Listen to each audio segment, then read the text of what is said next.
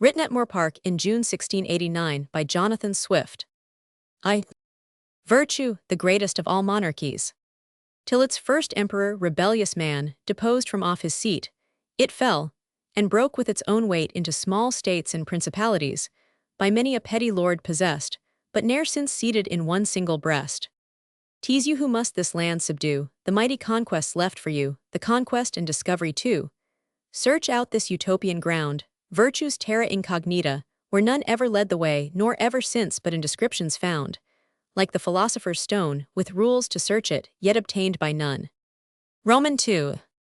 We have too long been led astray, too long have our misguided souls been taught with rules from musty morals brought. 'Tis you must put us in the way, let us for shame. No more be fed with antique relics of the dead, the gleanings of philosophy, the lumber of the schools, the roguery of alchemy, and we, the bubbled fools, spend all our present life in hopes of golden rules. Roman 3. But what does our proud ignorance learning call?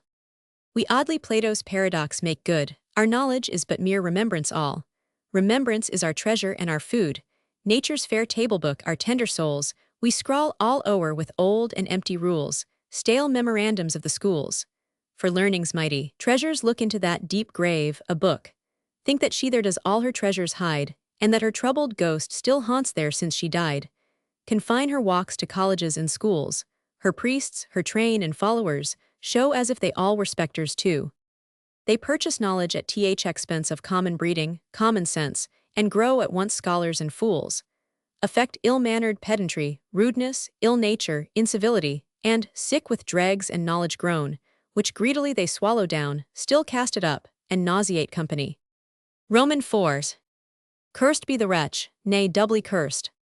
If it may lawful be to curse our greatest enemy, who learned himself that heresy first, which since has seized on all the rest, that knowledge forfeits all humanity, taught us, like Spaniards, to be proud and poor, and fling our scraps before our door.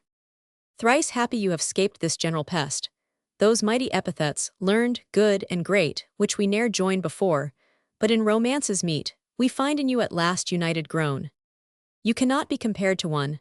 I must, like him that painted Venus' face, borrow from everyone a grace. Virgil and Epicurus will not do, they're courting a retreat like you, unless I put in Caesar's learning too. Your happy frame at once controls this great triumvirate of souls. V. Let not old Rome boast Fabius' fate. He salved his country by delays, but you by peace when you bought it at a cheaper rate. Nor has it left the usual bloody scar to show it cost its price in war. War, that mad game the world so loves to play, and for it does so dearly pay. For though with loss or victory, a while fortune the gamesters does beguile, yet at the last the box sweeps all away. Roman 6. Only the laurel got by peace no thunder air can blast. Artillery of the skies shoots to the earth and dies, and ever green and flourishing, 'twill last, nor dipped in blood, nor widow's tears, nor orphan's cries.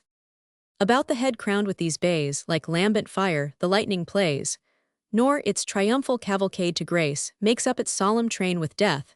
It melts the sword of war, yet keeps it in the sheath. Roman 7. The wily shafts of state, those jugglers' tricks, which we call deep designs in politics, as in a theatre the ignorant fry, because the chords escape their eye, wonder to see the motions fly. Methinks, when you expose the scene, down the ill-organed engines fall. Off fly the vizards and discover all. How plain I see through the deceit. How shallow and how gross the cheat. Look where the pulley's tied above. Great God, said I, what have I seen? On what poor engines move the thoughts of monarchs and designs of states? What petty motives rule their fates? How the mouse makes the mighty mountains shake. The mighty mountain labors with its birth. Away the frightened peasants fly, scared at the unheard-of prodigy, expect some great gigantic son of earth. Lo, it appears. See how they tremble, how they quake. Out starts the little beast, and mocks their idle fears. Roman 8. Then tell, dear favorite muse, what serpent's that which still resorts, still lurks in palaces and courts? Take thy unwonted flight, and on the terrace light. See where she lies. See how she rears her head, and rolls about her dreadful eyes, to drive all virtue out, or look it dead. 'Twas sure this basilisk sent temple thence, and though as some 'tis said, for their defense have worn a casement o'er their skin, so wore he his within, made up of virtue and transparent innocence. And though he oft renewed the fight and almost got priority of sight, he ne'er could overcome her quite, in pieces cut, the viper still did reunite. Till at last, tired with loss of time and ease, resolved to give himself, as well as country, peace. Roman 9. Sing, beloved muse, the pleasures of retreat, and in some untouched virgin strain, show the delights thy sister nature yields.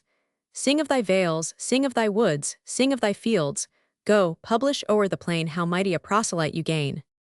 How noble a reprisal on the great. How is the muse luxuriant grown. Whene'er she takes this flight, she soars clear out of sight. These are the paradises of her own. Thy Pegasus, like an unruly horse, though ne'er so gently led, to the loved pastures where he used to feed, runs violent o'er his usual course. Wake from thy wanton dreams, come from thy dear-loved streams, the crooked paths of wandering Thames. Fain the fair nymph would stay, oft she looks back in vain, oft gainst her fountain does complain, and softly steals in many windings down, as loth to see the hated court and town, and murmurs as she glides away. X. In this new happy scene are nobler subjects for your learned pen. Here we expect from you more than your predecessor Adam knew. Whatever moves our wonder, or our sport, whatever serves for innocent emblems of the court. How that which we a kernel see, whose well-compacted forms escape the light unpierced by the blunt rays of sight, shall ere long grow into a tree, whence takes it its increase, and whence its birth, or from the sun, or from the air, or from the earth, where all the fruitful atoms lie. How some go downward to the root, some more ambitious upwards fly, and form the leaves, the branches, and the fruit. You strove to cultivate a barren court in vain, your garden's better worth your nobler pain. Here mankind fell, and hence must rise again.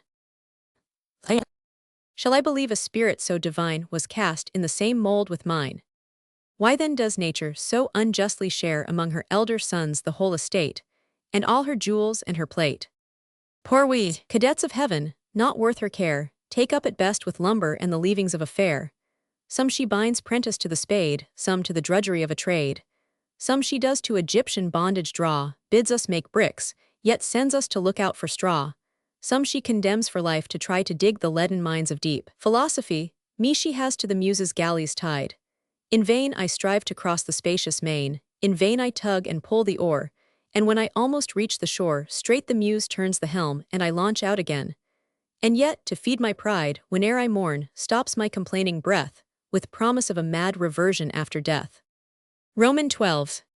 Then, sir, accept this worthless verse, the tribute of an humble muse. 'Tis all the portion of my niggard stars. Nature the hidden spark did at my birth infuse, and kindled first with indolence and ease. And since too oft debauched by praise, 'tis now grown an incurable disease. In vain to quench this foolish fire I try in wisdom and philosophy. In vain all wholesome herbs I sow, where naught but weeds will grow whate'er I plant, like corn on barren earth, by an equivocal birth, seeds, and runs up to poetry.